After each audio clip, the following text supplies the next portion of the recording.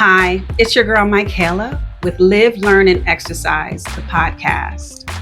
Today, we're discussing motherhood and movement with my good friend Lisa. Before we get into all of that, though, I want to take this time to thank you all for submitting your questions and topic requests through the website, livelearnexercise.com. You're also DMing me on Instagram, and I love it.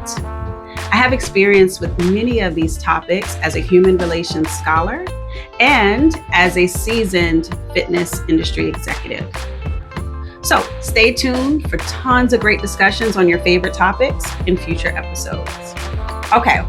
Back to business, back to us, and back to this topic. I have a couple questions to kick us off.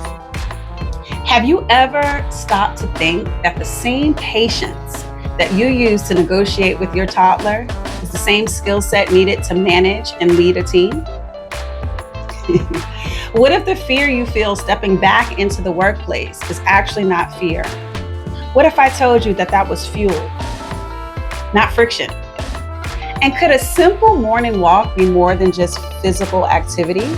Could it be the mental motivation and momentum that you want and that you need to grab your day and own your happiness? We're going to discuss these questions and much more in this episode. Motherhood and movement. And just to be clear, this is not just for women or just for mothers. This is for parents of all types and kinds. And frankly, this is for any professional re-entering the workforce or starting a new job. It'll bridge the wisdom of raising children with the confidence to reclaim your spot back on the team or back at the job.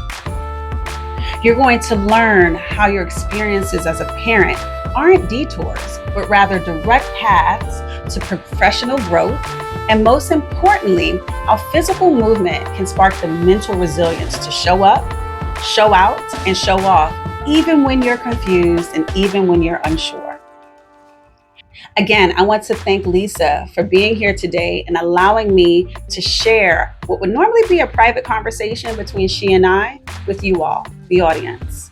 Because by sharing her challenges and lessons, she is essentially doing the hard work for all of us to live, learn, and exercise much better.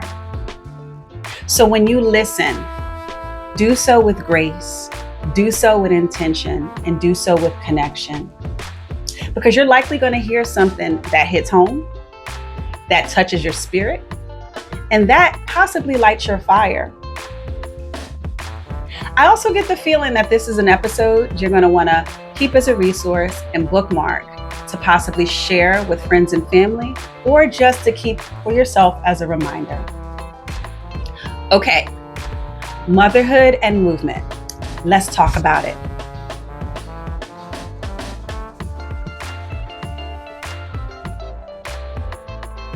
Hi, Lisa. Hey, Michaela. Thank you so much for having me. I'm so honored. Listen, I think we're both giddy because we haven't spoken in a long time. I haven't seen your face in a long time. And I don't know, I'm just really happy to be here with you today. So just before we get into the girl talk, I want you to just give a brief introduction into who you are.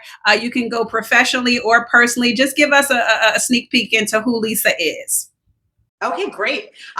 So as Michaela said, I'm Lisa Cabrera, and I am born and raised in the great state of New Jersey. I have been living here in Miami off and on for the past 15 years now. I did live in DC for 7 years, which is how Michaela and I met. We both worked for the same company. Yep. I am a new-ish. My son is just turned 3 years old, which is wild. It goes by very quickly. I've been in the health and wellness space for pretty much all of my adult life in terms of my career, from nonprofits to a health insurance company as the health educator, and then managing fitness centers. And I have been a stay-at-home mom for the past 3 years, which has been, without a doubt, the hardest thing I have ever done in my life. Right. Yes, you know this. I know this, and a lot of people know this, and a lot of people don't. So we're definitely going to dive into that today. Um, and now that he's 3, I am venturing back into the workplace, which is an interesting feeling. I feel very ready after being home with him for the majority of 3 years. There's always that hesitation of, do I remember how to interact with anybody except a 3-year-old? But I'm ready and I am very excited about the next phase of my life. Well, listen, that's a lot. Kudos to you. 3-year-olds are really interesting and funny. Well, they're always funny. My two, you probably wouldn't even recognize them at this point. They are 11 and 12. My 12-year-old is taller than me and thinks it's funny to call me shorty. But yeah, you can't get those moments back. And so talk to me a little bit about the decision that you made to essentially exit the workforce to be home with Cruz. It's funny because I actually don't know if I actually made that decision or if it was just how the cookie crumbled. So When I got pregnant, we were living in DC and we knew that we wanted to be near family. So we did some moving. I moved back to New Jersey and lived with my parents while I had my son. And then we made our way back to Miami. Right. So I really didn't have a job to go back to since where I was at the time, they were headquartered in Virginia. So I didn't have a job to sort of go back to. So it was like, okay, well, for now, let's just do the stay-at-home mom thing, and then we'll see where that goes. Right. Well, as you know, the stay-at-home mom thing is an all-encompassing full-time job. And yes, as time went on, my husband and I just decided that this was what we were going to do. I was just going to stay home, make the sacrifice, which it is, and stay with him till about three years of age. So I think that it was God's intervention about the moving and not having a particular role to go back to, that just let it naturally to be that way. And so that's sort of how that worked out. Yeah, so you said a lot there. You said I just was going to stay home, and staying home is not a just. It should not be followed by a just. You know this, I know this, and millions of moms know this. They did this study, and they do this frequently, but they did the study years ago that quantified the income, or what would be the income of a stay-at-home mom, and it was 6 figures. And the skills associated with being a stay-at-home parent was that of a 6-figure job in terms of micromanaging, adaptability, versatility, keeping schedules, transportation, the ability to communicate, the ability to develop another person. Think about how when you were an assistant GM, how you had to develop people. Think about that now. Those were adults, and now you're doing that with children who cannot yet speak. In some cases, cannot walk. And so I'm going to qualify what you said by taking out the just, because the sacrifice, whether it was by choice or necessity, was a very important and powerful one that wasn't a step down from being in the workplace, in my opinion. I don't know if you feel the same way, but in my opinion, the money that you save from putting your child in daycare and the skills that you had to bring to the table as a stay-at-home mom were just as important, if not important, to your family as it would have been to go service somebody else's company and bring home a paycheck. So does that resonate with you, or am I being? I think so much of that. It's so crazy because my son was a beautiful surprise, but my husband and I never planned to have children. So truth be told, I never thought much about being a mother, really, ever. So now that I am, and it's been the greatest gift and the hardest job, I look back and I say to myself, and I think about my mom and my sisters and all these women that I know who are mothers. And I say to myself, no matter what choice they made, whether it was to go back to work or stay at home, it comes with sacrifice, joy, sadness, happiness, tears, strife. Like, there's no right decision for any mom to make that another mother, like, you can't understand, you know, like it's one of those things where it's like, I made the decision to stay home, but for a mom who maybe made another decision, it's like no judgment. Like, Right. it's all so difficult to do and to make those choices that it's a crazy experience, and it's really one that you cannot speak on until you've actually been in that position. Right. It And really is. Similar to you, I was a business owner. I owned a fitness studio here in DC, and I made the choice to, soon after my children were born, to kind of step away from the business and stay at home. And so I even think that that's a point of privilege, because it was a hard job, a time and energy consuming job, and I was laser focused on it. I'm imagining the women that have to go into the office, from 8 to 6, 8 to 5, with their phone still ringing before that and after that, and still have to come home and be essentially a stay-at-home mom at home. And so I always say I couldn't have done it. I felt so lucky and so privileged to have a spouse that was able to support me and not, running that business and being at home, such that we never had any bills that went unpaid. But I always, think about those moms, and to take it a step further, single moms that have to do all the things. It is not anything for the faint at heart. Faint at heart at all. Absolutely correct. And I was talking to a girlfriend of mine who, funny enough, was in the same exact situation to me. She got pregnant in her 40s, and she wound up getting laid off for her job. So she was a stay-at-home mom while I was, and it was like, we had each other to lean on. And she just actually went back to work, and I said, I wonder if you'll find it easier to manage people now that you've been home with a person who you can't leave behind. Right. You're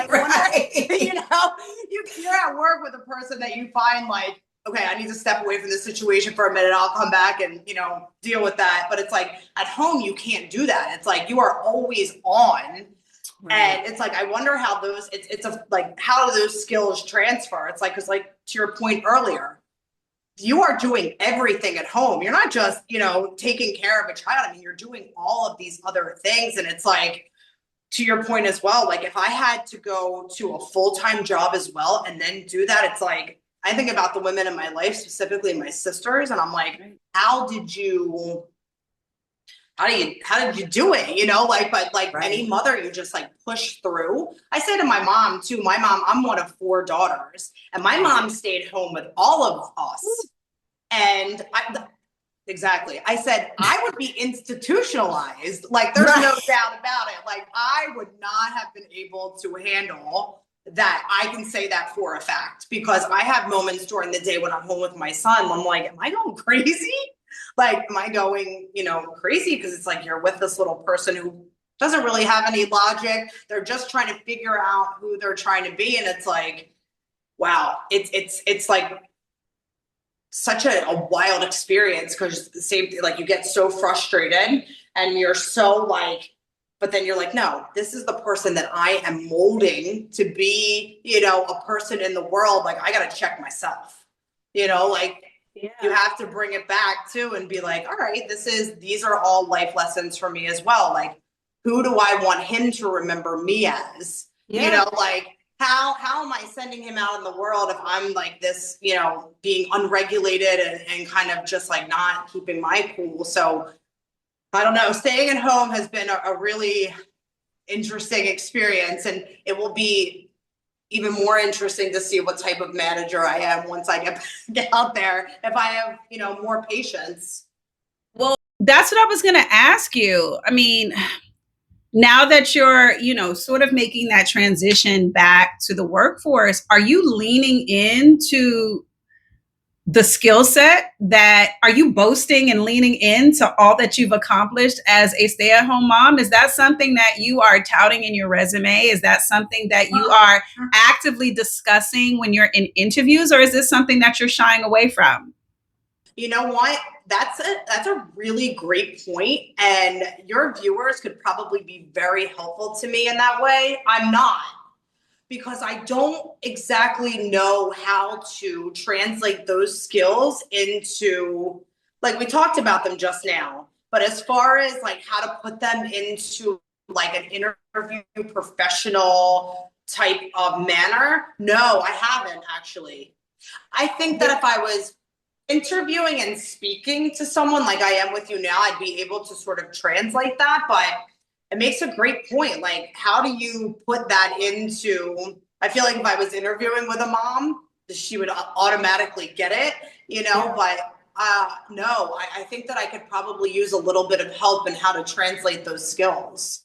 Yeah, I mean, and it's not something that I actually gave a lot of thought of until we literally are just having this conversation.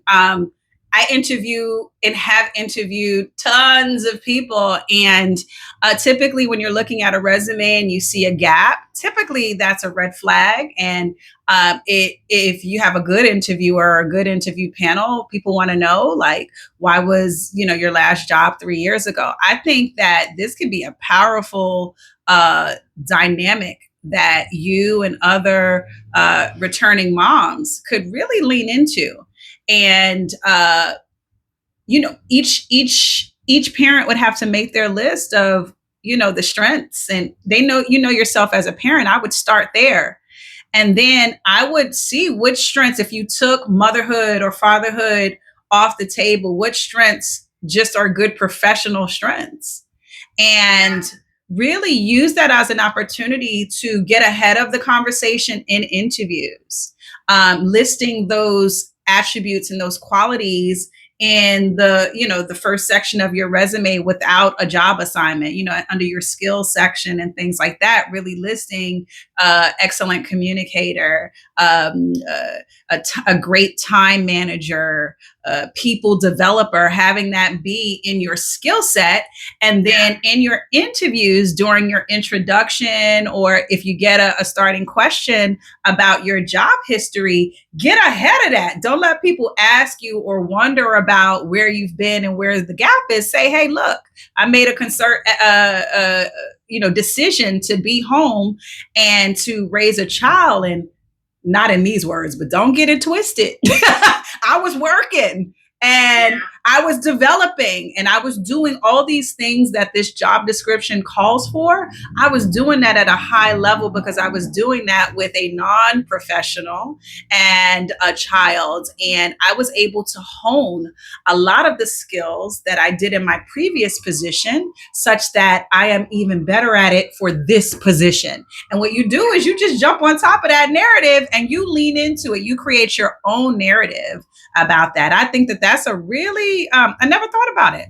I feel like that's that would be a very powerful approach to, leaning into parenthood. Let me ask you a question. I don't know how politically correct this question is, but it's something that I'm starting to think about as I'm going back to work. But what are your thoughts on, being a woman in her early 40s trying to sort of enter back into the workplace? I mean, I don't want to put too much emphasis on it. I certainly know that I am skilled enough and prepared enough. And I feel that right now in my life, I'm like the best version of myself I've ever been. Right. But sometimes, I think to myself, it still is a competition and you are competing with other folks for, jobs. And I mean, that's what it is. And so what are your thoughts on that? So, I have a lot of thoughts on that. First of all, you're not listing your date of birth on your resume. So those anxieties are internal, right? Your resume is what it is. And actually, a company that's doing a good job at all this won't even really look at that stuff, but they do. So I would always say, if you're feeling anxious about it, try to scrub your resume such that you're not indicating those things. Like, you don't have to put your graduation year at your college. Like, you don't have to do that. But in general, like, what I would say, or the approach that I would take, is I would not go in carrying that anxiety. Don't project that. again, I have interviewed a lot of people for different positions. No matter what I've read, no matter what I've heard coming in, when that person can capture my energy and my attention in person, it's almost not a thing. The resume and all that's not a thing. So when you get in front of people, it's your opportunity to, again, create your own narrative about why you are the perfect person. The flip side of being, and you said early 40s, girl, I'm about to be mid 40s, girl. Mid 40s is about to be a thing of the past in January. I said early 40s. I'm going to be 44 next month, which I'm proud of. You should be, because you don't look like what I think we thought 44-year-olds would look like when we were 20. And you know what? You know what's very true? My parents always told me that the 40s were the best times of their life because you're old enough, but you're young enough. That's so what I was like. Yeah. And I wouldn't go back. Like the way that the things have rolled out for me in my life, you know, having the baby a little bit older, whatever, like I look at it like I wouldn't go back. Maybe like the wrinkles and stuff, that's a different story, but I wouldn't go back to being in my 20s because I just feel like this age feels good. And so that's another thing that I was going to say about the question that you asked. I would think that being slightly more seasoned professionally and in life experience and being, would make you, an asset. Lean into that. What you're going to get here is someone who knows how to do this job, not someone who's learning on the job. What you're going to get is boom, boom, boom. I did this quick post the other day that, push people to wonder, like, why not me? I loved that. Yeah, it's true. I have to say that to myself sometimes because even with my personality and all, the things that people think I am, I have doubts too. And I have times when I'm just like, and I have to give myself that speech because my life has taught me that I'm actually a very lucky, blessed, and also capable person that normally gets the things that I work hard for. And so when you're going in, you have to think, why not me? For all these reasons, why not me? And so that's how I would answer your question. Don't self-sabotage and don't do another person's bidding as far as counting you out. Don't do that other candidate's bidding. Don't do the person with bias about stay-at-home moms or 40-year-olds. Don't do their bias for them. Don't do it.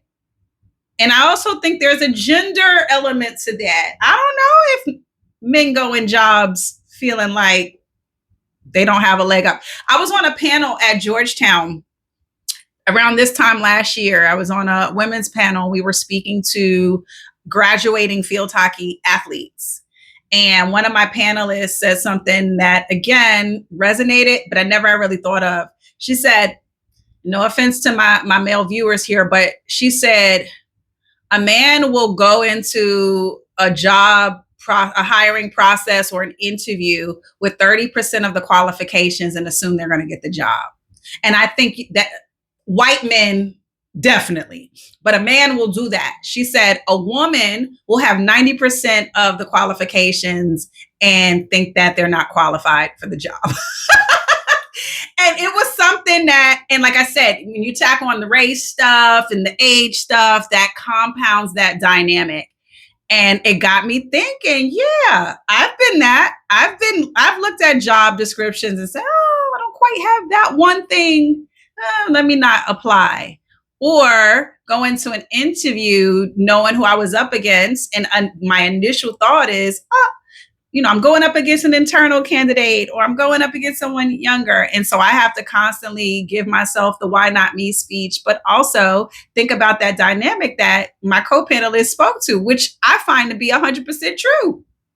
Yeah, and the why not me thing too, like I'm trying to lean way more into that these days because like, what am I really teaching my son If I'm not like living that though, you know, like what they say is like they don't care about what you say. They follow what they see, you know. So if I'm not presenting my life as though why not me, why would he think that as well, you know? So it's like, so thank you for that answer. I appreciate that. Seasoned. I like the word seasoned. Look at our hair. Our hair is seasoned. Our glow is seasoned. I'm seasoned, girl, and I scream my age from the mountaintops because I mean, there's no sense of hiding it. Like, you are what you are. But more importantly, when you look good and you feel good, why not? Yeah. Again, when you're not healthy and when you're looking a hot mess, and most importantly, feeling a hot mess, I understand why you may want to, you know, do some shielding. I'm still teaching a small amount of classes, and I always tell people on a daily basis, I'm kicking ass, the ass of people half my age on a daily basis. It's true. It's true, girl. I'm out there. I really do feel better than I've ever felt in my entire life, but it's intentional. Like, I have turned it up to a different level in my life now where I'm just like, this is the new standard. Right. Like, this is it. Like, the best. I want to feel the best. I want to look the best that I can. Like, it's all like leveling up that standard. So that's a great segue into this next discussion, because I haven't always experienced you like that.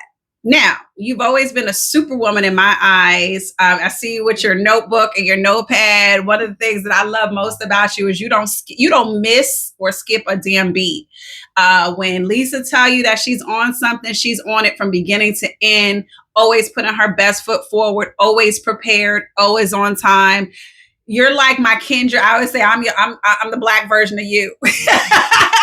And you're a northerner. I'm from New York. You're from Jersey. We bonded as soon as we connected. But and I've told you this. This is not the first time you're hearing this. I've always told you there always has been this element of like kind of second guessing yourself and maybe not owning how awesome and great you are. And what I've told you is that, but you always show up. So let's talk about this sort of kind of newfound self-awareness and newfound swag and acceptance that I feel like you've, kind of developed over the last few years. Tell me if that's true and tell me where that comes from. Well, some days I just feel like I want to like scream it from the mountaintops. I know it sounds really cliche, but it really is because I'm feeling so good. And it's because I have just like, when I became a mother and I realized like what that role was, I had to get serious about my life. And I was like, I cannot play games anymore. I want to be the type of person who, when my son, if I start to cry too, this makes me very emotional. I want to be the type of woman and mother that when my son is a grown man and he's talking about me, that it's with reverence and happiness and pride and, all of these things. And, I also like did not want to pass on any of my shit to my son, right? Yes. Like, I didn't want my son to be 20 and be like, oh, yeah, I'm just like that because my mom, like, no. Right. No, right. Like, I want to make sure that I'm like the best version of myself. And I really needed to get clear about like where I was coming short and like what I needed to do to really change that. Right. And like postpartum, I'd say like around when I was like 8 months postpartum, we were back living here in Miami and we were staying with my in-laws until we got a place of our own. And, I posted on my Instagram many years ago about this, but it's very important to answer your question. So I'm 8 months postpartum. I'm not working, which we talked about earlier. Mm-hmm. And my husband gets let go from his long-term job, like unexpectedly. Mm-hmm. And it just felt at that moment so heavy. Like what are we going to do? Right? Like, what are we going to do? Right. It's not an ideal situation. Like, what are we going to do? And it's like, well, we can either like wallow in our sorrow and kind of like let ourselves feel bad for ourselves for a minute, or we can completely change the narrative of like our lives. And truly that's what we did. My husband really like took the lead and was like, I refuse to be who I used to be. I'm not doing that anymore. I'm getting up early. There's no more drinking. There's no more messing around. There's no more, we're committing to an exercise. Everything that we can control, we're going to control. And it took me a little longer to come around than he did on some of those things. But over the last 3 years, really, that's what it's been about. Like when I say I'm going to do something, which you mentioned earlier, like if I say I'm on something, I'm pretty much on it, you know, but there was sort of always that lull of, will I do that same thing the next day and the next day and the next day and the next day? And it was like, no, my life was kind of like, I would go like back and forth. Right. And I was like, you know what? No more of that. It's like we set a standard and that's how we're going to live. And took a lot of getting used to. The same thing with me, right? Like you're having a great day, you're doing, or you're having a bad day, whatever. I would come home and, you know, crack open a glass of wine. It was like, that stuff has to stop. There cannot be any more vice to run to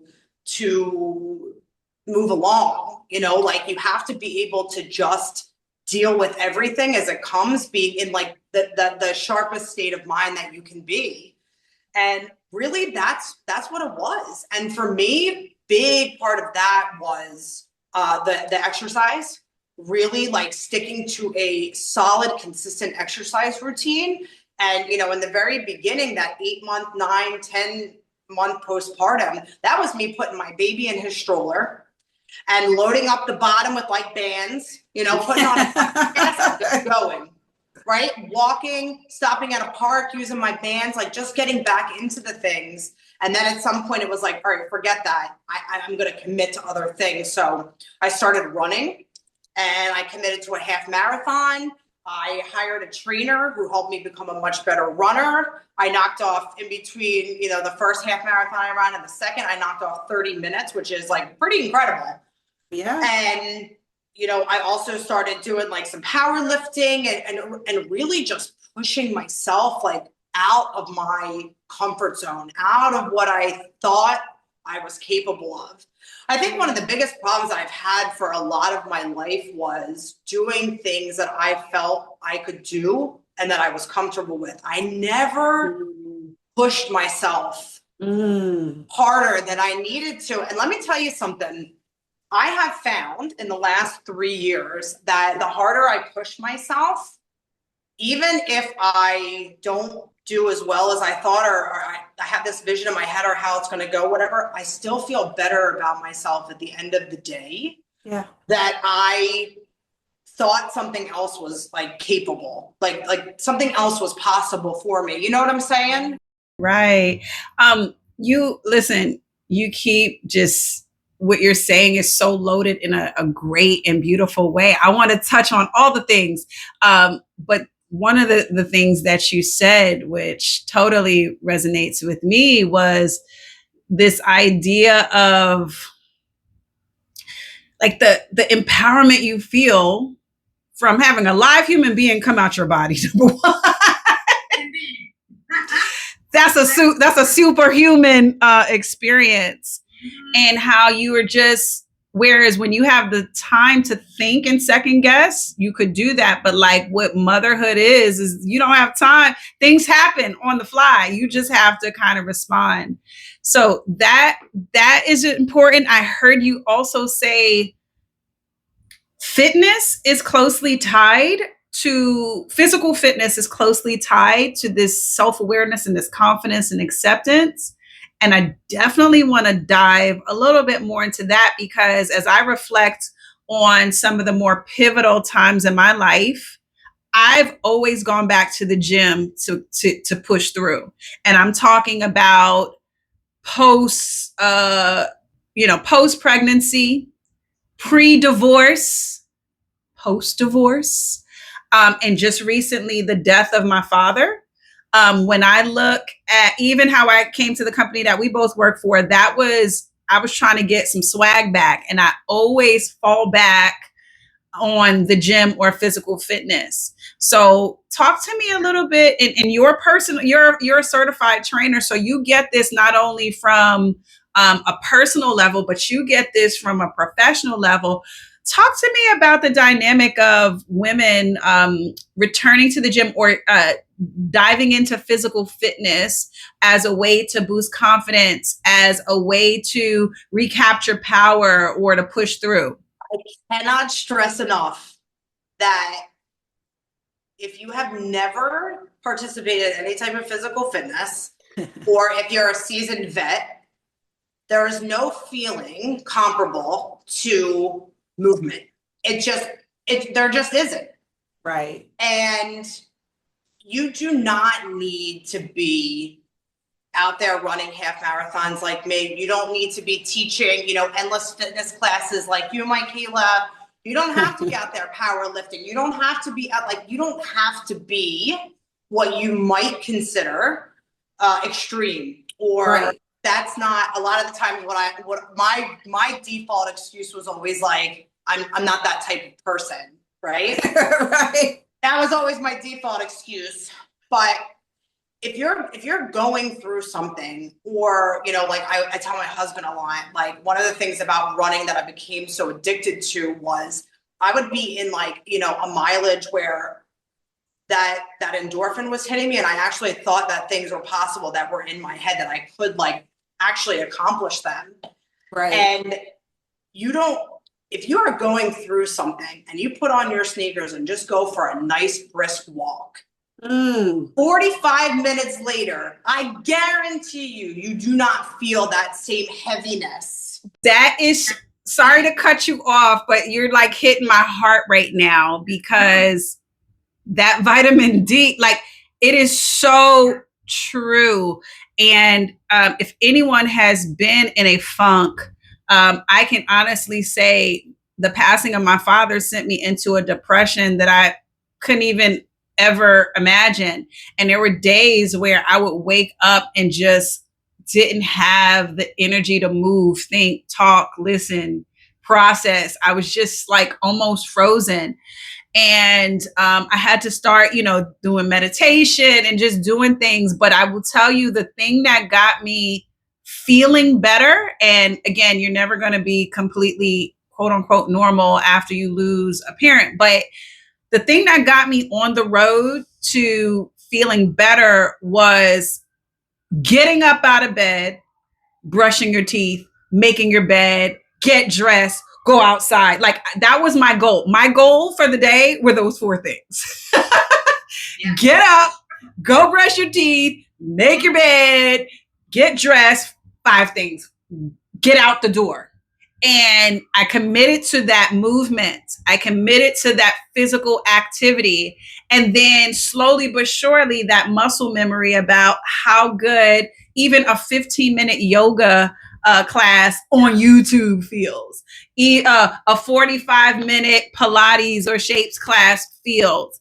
And that small amount of movement triggered such immense leaps as far as my mental well-being. And so again, I'm sorry to have cut you off, but I love this. What you said is something that even recently that I was experiencing living, and that really resonates with me. And that would be, a gift that I would offer to any of the viewers who are just having a hard time with anything. Get up, go for a walk, get up, brush, do the basics. And you're never going to go around or go under the grief or what you're going through, but physical activity and movement helps you go through it. And so I'll hand it back over to you, Lisa, but it's what you said is spot on. It's so, once again, I want to send, my condolences about your dad. I can't imagine, that pain. But, you being a seasoned vet in the fitness, I want to make it so clear to people. Everybody has to start somewhere. right? I was not athletic growing up at all. I did not play sports. I was not at all. I didn't start even working out or being physical until I was in my early 20s. Wow. So we're talking a lifelong journey here, but that does not mean, I was just reading a study the other day, which I already knew, you already know all this, but it's like, you can start at any time picking up weights and build muscle. Like you can start, you don't need to be, in the gym, a gym rat, like you don't need to do any of that. We're talking about you moving. We're talking about you finding something that feels good to you. We're talking about, getting some sunshine, getting out there, walking, putting on some music that feels great to you. But one thing I know for sure is like, you're not meant to be sedentary. No. Your mind is a really scary thing. If you let it control you in a bad way, it's going to, like I read a book once that changed my life. And it just said that like, you could get to a place in your life and it's like, you've told yourself this story for years and years that wasn't true, like it has no truth to it. So people that are like, oh, I'm too this for this, or I'm too that for that. It's like, you're not. You can put on some shoes and go take a little walk. You can come into the gym and pick up a set of 5-pound weights. And in 6 months, you could be a completely different person. Right. Like I think people underestimate, like how much they can change within a certain amount of time, like I think sometimes people look at the end goal. I do it too, right? You look at, this is how I want things to look in a year. Or, I'm not just talking about your body. I'm talking about your finances, your relationships, whatever. And it seems like such a long road to get there. Yeah. But really, it's what you just said. It's committing. So I had a real problem with commitment for a long time. And I'm not just talking about like commitment to or whatever. I'm talking about real commitment to self. Yeah. I'm talking about the kind of commitment like I would like to get up and run on Saturdays, but I go out on Fridays and I can't do that on I'm talking about real commitment. What does it look like to get to where you want to go? And it's not easy. Yeah. Like it's not an easy thing. And I do want to say, going back to, the swagger, the way that I'm feeling lately, it really comes down to that though. Like, I don't know if I was looking for like the easy. I don't think that that's my personality, but I think you have to really be willing to change. Like if nothing changes, nothing changes. Like you have to be willing to be uncomfortable. You have to be willing to really like do the hard work and really take a look at yourself and say, like, what is it about me that prevents myself from pushing myself to a certain place? And I think that benefits anybody, no matter where you're trying to go or what you're trying to do. We're talking specifically about movement. So what story do you tell yourself about why you can't do those certain things, right? Like you really got to get to the root of like why that is. And then you can sort of start to unravel and fix that. Right. That's super true. I agree 100%. And I think, we're talking about movement, but we're talking about movement in sort of the eloquent sense as well, which is like movement into different energies, into different spaces, into different mindsets. And I know mental movement for me and, in some of the darkest moments really came from like short, simple goals. It wasn't like, oh, I want to lose, like I'm up 20 pounds since pre-pandemic, right? It's not like, oh, I want to lose 20 pounds for me. My basic goal was like, I just want to feel better today. And again, shockingly, 15 minutes of yoga, 15 minutes of meditation where I put my phone on do not disturb and I can just be one with my thoughts, and physical movement leading to like mental, emotional movement. Just that simple goal of like, I'm going to show up today. Yeah. Like I tell people in fitness class all the time, the hardest part about this experience should be you getting here. Once you get here, I got you. I think you do. But commit to the simple things that are slightly out of your comfort zone. Yes. Right? Show up, walk, get up. And like, even for me being in the industry, I'm like, I got to get my 45 minutes of intense. Nope. I'm learning now in this stage of my life that even if I do 15 minutes of a workout, that's 15 more minutes than I would have done otherwise. So that's a victory. Even if you don't get through a whole set, a whole wet, that's more than you would have done if you were sedentary. So we got to take our wins. As I was telling you, I'm wrapping up my master's program, and I had shout out to Professor Gray, Dr. Gray. She taught me this really valuable lesson, and I think it'll resonate with you as a type A perfectionist type. That we focus a lot on perfection. So, I'm not tooting my own horn, but, I have straight A's. That's my thing. Straight A's, right? And in school, a 90% and 100% are both A's. There's no deviation when it's all said and done.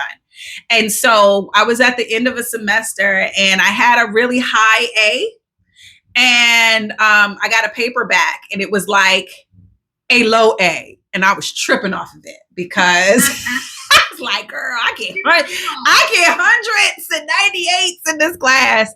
And she taught me, she was like, first of all, you got an A, so calm down. Secondly, of course, everyone has room to grow, which I know and I accept that. But she was like, don't get so focused in and almost overcome by perfection that you don't allow yourself the space and the grace to be a little off. She was like, do you realize that a fraction of your best is still an A? And it's something that I think about all the time. And that's, again, for women like us that are want to do everything at the highest level, have to be so much for so many people, including ourselves, that really want to always put our best foot forward. We don't always give ourselves the grace to be a little off or to not be perfect. And that leads to, emotional labor, and that leads to confidence issues and all the things that we need to be free of to be the great people that we are. And so I think about Dr. Gray all the time, because that was, 44 years in my life, and most of my perfectionism has brought me a lot of success. I needed to hear that, because in the next course, it's almost similar thing happened, except for I was stressing out about a paper I had to hand in. I already had locked up an A, and I was like, you know what? I'm not going to hand in a bad paper, but I'm not about to stay here and stress out about no class that I already got an A in. So he gonna have to take what I get. And it was like, it was a different swag. And so I said, bringing that full circle, that comes into my simple and really basic goals on a daily basis, which is like just to get up and get dressed, just to get up and feel good, and like set myself up for the blessings of the day. Right. I was listening to a podcast from Mel Robbins, and she was saying, she asked the question, for post breakup, she was like, if I told you that your soulmate was right around the corner, about to walk around and introduce themselves to you, would you be ready, in the right state of mind, physically ready, all of that, to receive that person? And it got me thinking, like, you gotta just show up in the best way that you can, as opposed to trying to, like, bringing yourself down, trying to be the ideal version of what your goal or who you think you should be. Because while you focus on all of that, you missing the blessings of the day. And sometimes the blessings of the day is just that you had a good day. That brings me to an interesting question, though, because as a general manager, okay? And all the other roles that you wear in your company, etc. How do you, and as a manager myself, it's hard to accept not letting yourself fail and being off. That's human, we accept that. But, one of the things that I've definitely learned and worked on tremendously in the last 3 years is like being the example. Right. Like if you're going to be a leader, you got to lead. Yes. Right? You can't be over here acting foolish, over here attending to the gossip of the office, over here, doing whatever. In my case, having a little too many drinks, whatever. You cannot be this, but you cannot be this person and then claim to be the leader. Yeah. So how do you, with all that just being said, how do you translate that into your like management style? As far as extending grace or not always focused on about being that leader that you need to be while, if you're having an off day, is that something that you tell your team, or you like, how does that play? Yeah, that's a great question. It's something that I've really dived into in my studies and in my work with especially organizational behaviors. And so really like inclusion is, okay. So the way to get to inclusion is to have something called intercultural competence.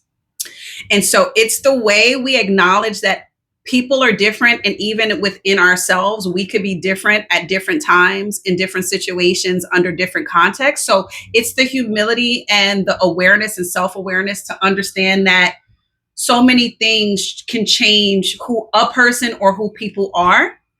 And then inclusion is the end result. That's okay, I get it, I accept it, and I embrace it. And then the missing piece in between there is this intercultural competence, which is like all the things you do and say to leverage the difference into an inclusive space. And so what that is, some of it is communication. A lot of it is self-awareness that you project onto other people. So to understand yourself as someone who is worthy of grace and someone who is really nuanced, and all of those things allows you to, or sets you up to understand that in other people. But when you don't accept that in yourself, and you're not aware of that in yourself, you're incapable of relating to other people in that way, take their perspective, understand, be empathetic, and the variations that they come with. And then your inability to do that shuts you down from meeting them where they are in that moment, not forever, in that moment.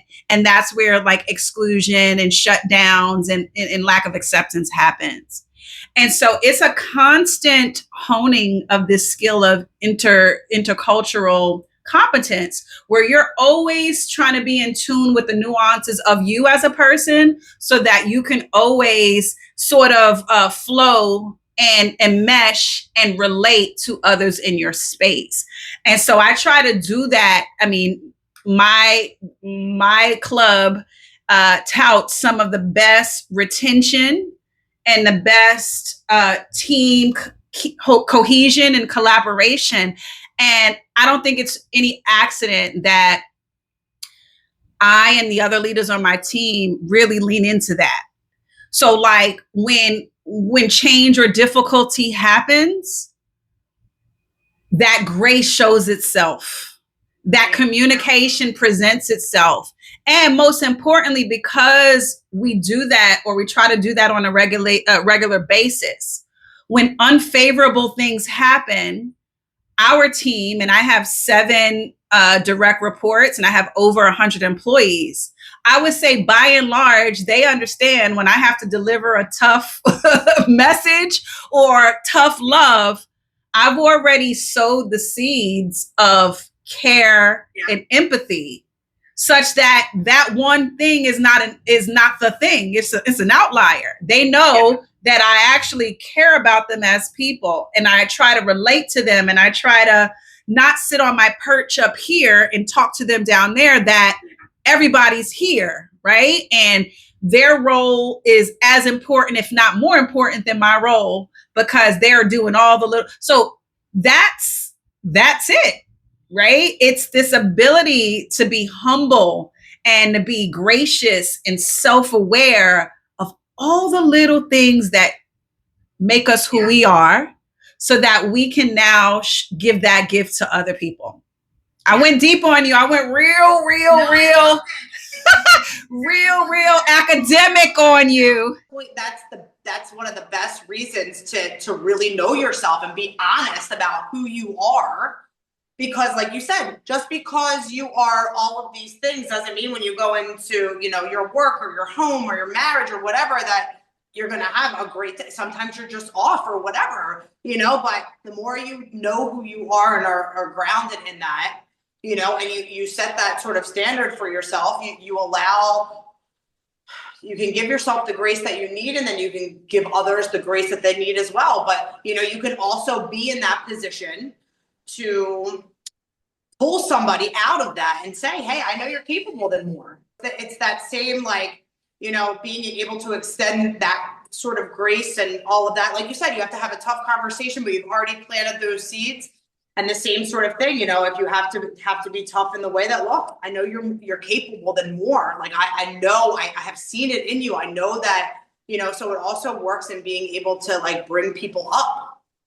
Right. And you gave the example of, like, if I'm having a bad day, I've kind of I've understood this as a mother, but also as a senior leader.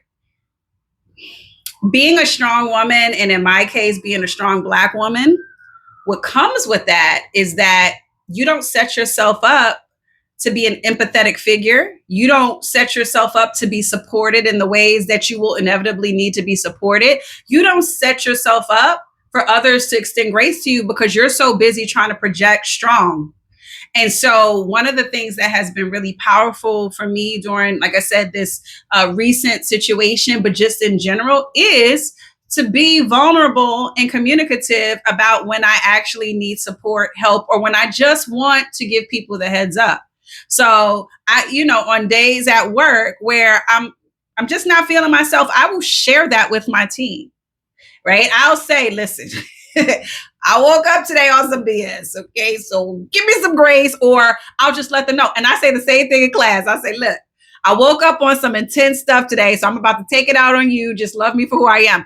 As a mom, especially with 2 little Black boys, it has been totally important for me to show emotion, to show care, and to cry in front of them, and to show when I'm hurt. Why? Because I'm teaching them, and I'm expecting them to communicate with me proactively when things hurt their feelings, when things bother them, when they are triggered by things. And if I'm always putting on the sort of setting the example for not doing that when something is obviously wrong, I am giving them those cues. And so, especially, like I said, my children actually lost 2 grandparents with whom they were extremely close within a matter of three months. I lost my dad, and they helped me caregive for him at the, latter stages of his life, and have always been really, really close with him. And they lost their paternal grandmother, whom they were also extremely close with. So this is something that has to feel earth-shattering for an 11 and a 12-year-old. And I have to tell them when I'm having a sad day, when I'm just thinking about my granddad and my mother-in-law, right? I have to cry in front of them sometimes just to clear that space for them to share that with me, so that I can extend them grace. And most importantly, I can help them manage that conflict inside. So that is the same at work. I am modeling the behavior as a leader. I'm modeling the behavior that I need my team to model to me, so that I can best support them. And like I said, that's been a game changer, both at work and at home. Gotcha. I wanted to ask you a really quick question before I forget, because no, we've known each other for many years, but I don't know if I know. You just spoke again about your dad again. I'm so sorry. How did you get to DC? Yeah. I always say I'm like diversity wrapped up in one person. So, I'm from the Bronx. I'm from the South Bronx, an 80s baby from the South Bronx. And I always tell people, if you don't know all the implications of being an 80s baby from the South Bronx, go Google it. Okay. Because there's a lot of people who did not end up like me. Okay. A lot of odds we had to fight. So I'm from the Bronx, got a full scholarship, full ride to a prestigious independent school in Connecticut, my alma mater, who I love, who I visit every year. And partially because I wanted to go to law school and be a lawyer. And I'll go on a tangent about that later. And then partially because my dad was a huge John Thompson fan at Georgetown. And like with him being the first Black coach to win a national championship, like anybody who was around in the 80s had, no matter where you were in the country, had an affection and an affinity, like Black families, for Georgetown. It was that place to be, on top of being one of the best academic institutions. And so I was the only person senior in my graduating class to get accepted to Georgetown. I got accepted to all 10 of my schools. And there's a whole nother back end story on that. And I felt very strongly that I wanted to be in DC. I wanted to be at Georgetown specifically. They had a field hockey program, and I was a field hockey athlete and had aspirations to be a Division I field hockey athlete, even though that school had never graduated a Division I field hockey player. And I wanted to be back in the city. I didn't necessarily want to go back to New York, but I wanted to be in a metropolitan city. And so all those things worked out. I got a full scholarship to attend Georgetown. It also had a Japanese department, and I had studied Japanese in junior high school, and I wanted to study it in college. And so for all those reasons, Georgetown was my place, and it still is my place. I had an amazing college experience there, and I stayed here. So, I always tell people I was in DC in the early 2000s, and that was when the country was in a recession. And the economists would always say DC and Alaska were the two places that were recession proof. Well, that's up till this year, but recession proof because of Alaska had oil, and DC had the federal government. That's why I said up until this year, right? And so even during that recession, as a new grad who didn't have a specialty vocation like investment banking or things like that, this was a really great place for me to grow as a professional and also live independently as an adult. And so I've been here ever since then. I came down in 1999 and been here ever since. So that's how I came to DC. So how did you get into the fitness? You asking a lot of good questions. We're talking, and I'm like, I feel like I know a lot, but I don't know that. Well, thank you for asking, because the journey I'm going to tell you about is literally what made the person that you see. So opposite of you, my father exposed me to sports early on. So I can remember him taking my brother and me to Crotona Park. And as he was waiting for his friends to play tennis, he would we had tennis rackets. We would bike ride there. And I would always say that I grew up watching Andre Agassi and Pete Sampras. Those were the tennis stars when I was around. And he would whip these, Agassi-like and Sampras-like balls at our head and be like, figure it out. And so we got exposed to sports really early. So that planted the seeds. When I went to Georgetown, I went and kind of walked myself into the coach's office. She tells the story way better than me and was like, look, you want me on your team. I got that grit, got that swag. You need a little color on your And so she got me there as a walk-on, and I ended up being the first Black woman to play field hockey at Georgetown and also captain the team. I was a 4-year letter winner. And so after, field hockey is a fall sport. So what I realized in my spring semester of senior year is that all my eating habits had continued, but my workout habits So I definitely gained that senior 15, 20. And I was like, oh no, I have an image to uphold. Okay. So I actually was looking for a quick, like a quick way to get like a free gym membership. I worked at Georgetown in their advancement office. I was like, I need a free gym membership.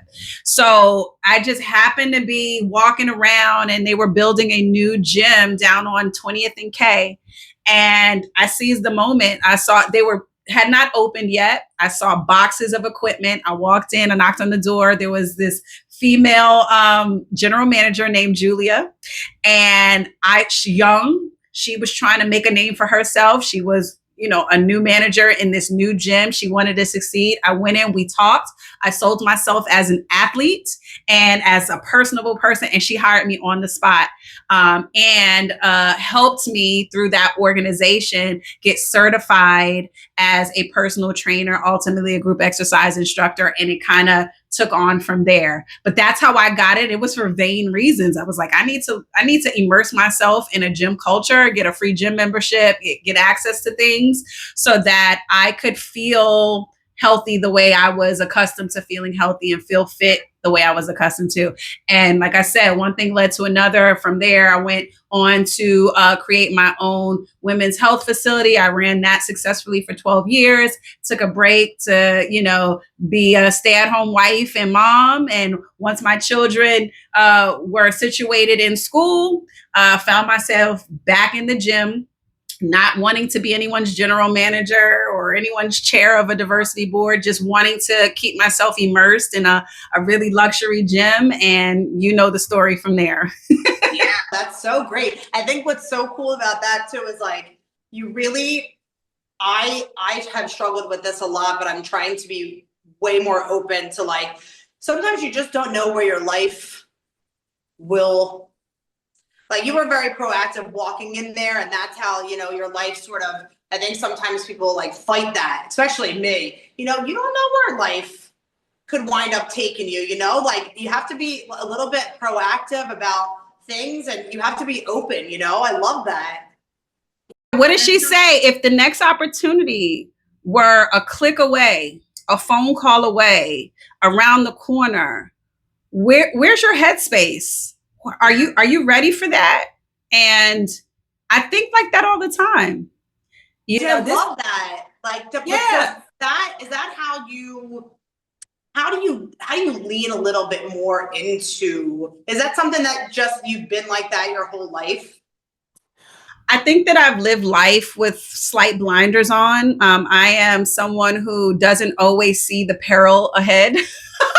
I'm so laser focused on why not me, that I almost assume that it will be me. And that's definitely a gift, but sometimes that's a curse, right? In relationships, that's a curse. I'm gonna tell you that. It's a curse, girl. I only see what I want, and there is being someone who can create the logistics and create a situation and manufacture. What you find is that you're not taking the time to observe and to really see what's in front of you. You are manufacturing it. You're manufacturing it in your head. You're only seeing the romance and the good of it, and you're not seeing clearly. So that's why I said it can be a curse sometimes, because I'm a person that can will myself into something. So I've always operated with slight blinders. As I've gotten older, I have become more cognizant of like reality, and I do kind of gauge that. But yeah, I think that I've carried that why not me energy for a long time. And it's only in my latter stages that I've had to kind of rekindle that energy, because as I've gotten older and seen more of life and seen more disappointment and more failures, some of that doubt can seep in. And so you have to remind yourself of who you've always been. And in most cases, I have been that girl. I have been that girl. Okay. I've always been such a cautious person.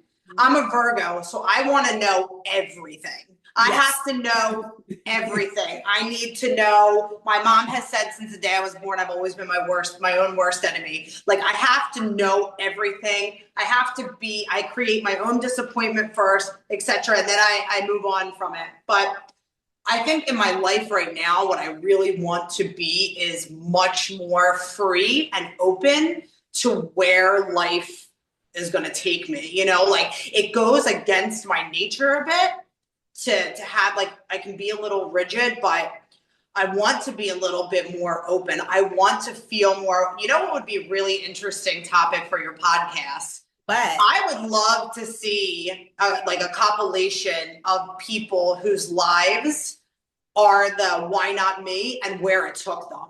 Like, because people that like I said, I've always been such a cautious person, but I have taken some real risks in my life.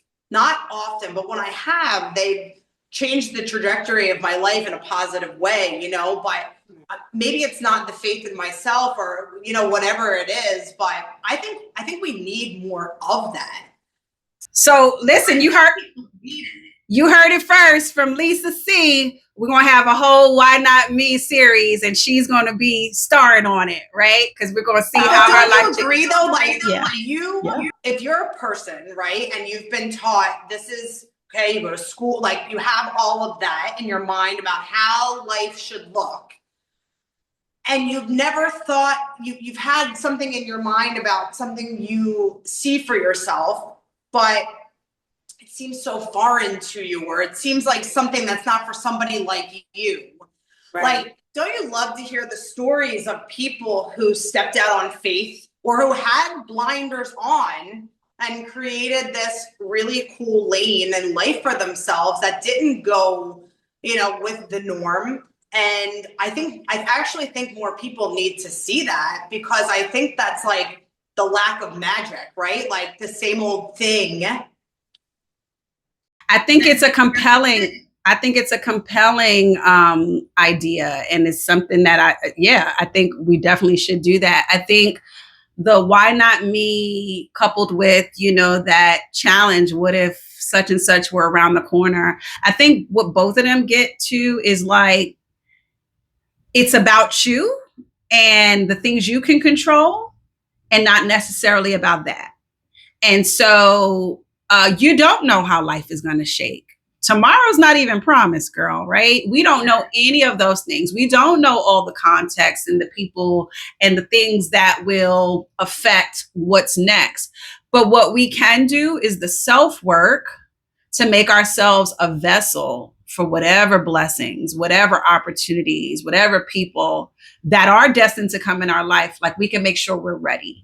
And so I love that as a control, you know, I'm not a control freak, like a type A. I love having this sense of owning that part of my destiny, because while I can't control other people and other things, I can certainly do things on a daily basis that fortifies my spirit and my mind and my mentality and my body to make myself ready for whatever that is. And there is some liberation in that, right? I can commit to meditating. I can commit to positive self-talk and affirmations. I can commit to exercise. I can commit to thinking positively and favorably. I can control those things. And when the opportunity comes, I will be ready to seize it, because on a daily basis, I have fed myself. And so that's what I have pulled from both of those sort of concepts, is that embrace the unknown and lean into what you can control. Yeah. No, I need more of that. My husband's very much like that. And that's what I've been calling. I know it sounds very strange, but I've been calling like this point forward in my life, like my new phase. Yeah.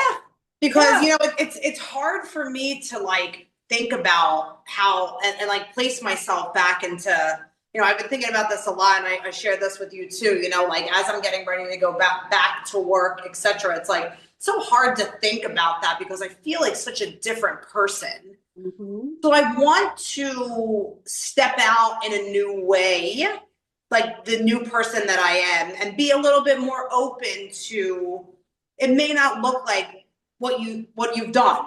It may not look like, but I have always like not had the blinders on, and I want to be a little bit more open to, and I want to teach my son that too. I don't want him to be as rigid as Right. I want him to be more open and things. So I'm gonna think about this as I move through the next like couple of weeks, and just kind of like try to reiterate what you said in my mind about like, put your blinders on a little bit. Put the blinders on. And before we go, we're about to wrap it up. Shout outs to my boy Jorge. That's my brother right there. I love him, and I love how he compliments you. And because what I want to offer you is that it's also very important to be authentic to yourself.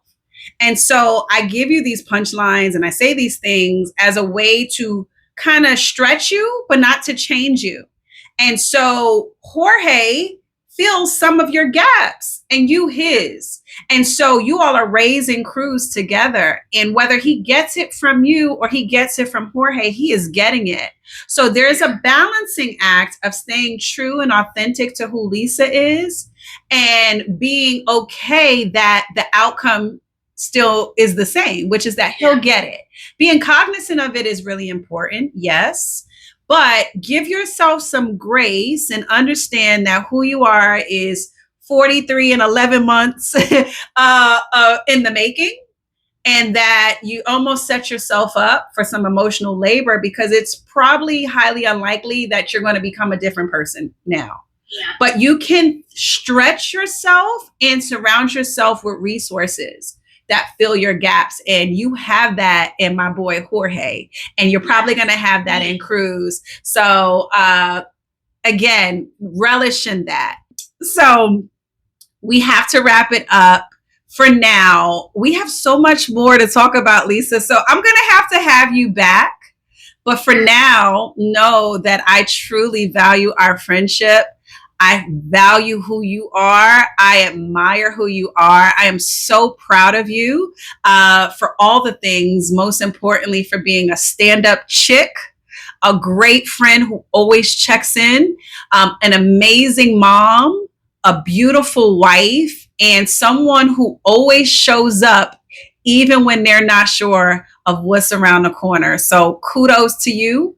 Know that I love you. This is another episode of Live, Learn, and Exercise. My hope is that you understood life as we've seen it in our eyes, and maybe in your own eyes, that you've learned a few things, and that you have exercised some of the thought processes and the things that we have given you today. I encourage you, if any of this made sense to you, or if you enjoyed your time with Lisa and I today, please like this video. Make sure you go to Live, Learn, and Exercise channel and subscribe, and please share with others like you who may benefit from this content. Thank you so much, Lisa, for being with me, and we'll see you next time. Wow, what a great conversation, or at least I thought so. I want to thank my good girlfriend, Lisa, again for being here. Through her stories and our connection, we were able to learn that movement isn't just physical. It's a catalyst for transformation, for clarity, for growth, and momentum in every facet of life. We can say the same about parenthood. When we adopt the why not me mindset, we unlock and we unleash courage to transform everyday experiences into extraordinary elevations. This episode explored how lived wisdom through personal growth, and especially through our roles as parents, can seamlessly fuel career advancement and unapologetic ambition. If any of this hit home for you, I challenge you to apply what you learned today with the swag of why not you and why not now. If you heard something that another person could benefit from, share this episode with them, or have them contact me directly through the website at livelearnexercise.com. I've got your back, and I've got their back too. And I want to leave you with this. I believe in you. I believe in your ability to live more abundantly, to flip lessons into growth and glow up. And I believe in your ability to exercise the good judgment, the reflection, and behaviors to deepen your self-awareness, your relational eloquence, your happiness, and your success. So, once again, thank you for joining us today. Stay in touch, subscribe to the channel, like and share this episode, and reach out to me directly at livelearnexercise.com. Oh, there's just one more thing we need to take care of, and that's the legal stuff. This podcast is presented solely for educational and entertainment purposes. The views expressed by guests are their own and do not necessarily reflect those of the host or affiliate content providers. The information shared is not intended to be a substitute for professional advice, including but not limited to medical, psychological, or coaching services. Listeners are encouraged to consult with their qualified practitioners for guidance tailored to their personal needs and circumstances.